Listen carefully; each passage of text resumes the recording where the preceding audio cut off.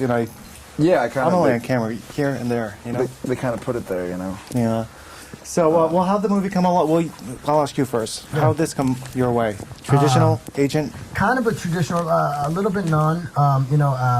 I had gotten real close on a couple other films right before this, so out of process of elimination, those other guys got those roles, and it kind of got down to this one, and there's two for the price of one on this one, so I kind of knew at that point, there's only a few in our age range that are really qualified, I guess you could say. Yeah. So I was kind of like, all right, I guess it's me and Padalecki, and so I got the call, and I went in and had a meeting with Denny Gordon, and the studio okayed me, and then Denny okayed me.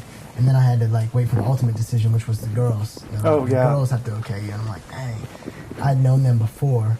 From where? From friends of friends, kind Okay. of. But I hadn't talked to them in a while, so I was like, that week seemed like a month. I'm like, dude, was I cool to them? Do they still like me? Do they remember me? Should I call them? Should I not?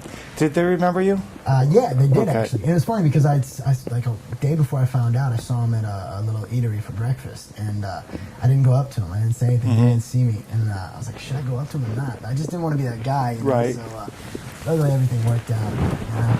Well, you didn't go up to him. No, I didn't. I just let it play out. And Yeah. luckily they remembered me, and it was all good. I have a different story. I kind of every now and again, on the weekends, if I have a day off, I'll answer fan mail and stuff like that, and I have my room full of it, and I opened up my door and it hit me, and I opened it, and it was like, dear Jared, I love you. I've been stalking you. I dream about you, and I'm outside your window right now. Love, Mary Kate Olsen. P.S. Will you be in my movie? And sign a headshot. And I was like, okay. And so I was like, sure, I'll be in your movie. And I handed out the window to her. So next thing I knew, I was on a plane to Toronto. So I kind of similar. Had met with Denny Gordon, who I was familiar with her work, and I was kind of excited about what she had to say about the flick. And so I'd love to. You're all of the same age range, right? Yeah, the two? Basically. Under 30, over 15. Under 30, over 15. That's about it. Yeah. Basically. But obviously, you remember them from their other work growing up with them, somewhat. Well, how could you miss their work? It's like on every channel and every. In every store. Yeah, everywhere. So yeah. Yeah, especially for their age group, because I'm older, obviously, but I have nieces that are the same age as the two of them, and they are the biggest for that age group. Yeah, and I have a buddy in law school, and his girlfriend came out and visited me, and she found out that this movie was coming out that I had done, and she was like, I love them, I have all their stuff, and she's like, like a 26-year-old lawyer and stuff, and I was like, nice, they're very massive, diverse audience. Yeah, well, this too is a different type of movie for them because of them being older now. Yeah, it's they're adults, young adults, and this is the first time I think we see that on screen.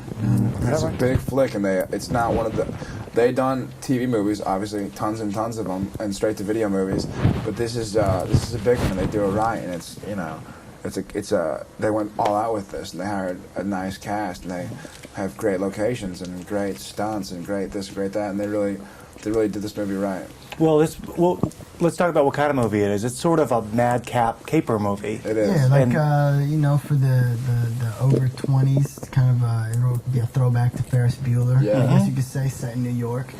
Just one day in the life of these girls, and it's a roller coaster ride up and down. Things are happening, and they can never quite get themselves out of a hole. Literally, they do fall in a hole one time. I'm sorry. Go ahead. I was going to say, they dig themselves out of one hole and fall straight into another kind of thing. Yeah. I thought the same exact thing, Ferris Bueller, which is my age group. Yeah, right. I love Ferris Bueller. Do you really? When did you first see it? Oh, probably I was 8 or 9. I mean, my brother was a big fan of it, and I just remember watching it growing up. I guess it's a classic then. Oh, it's a huge. It's Definitely yeah. It's a big old classic. Yeah.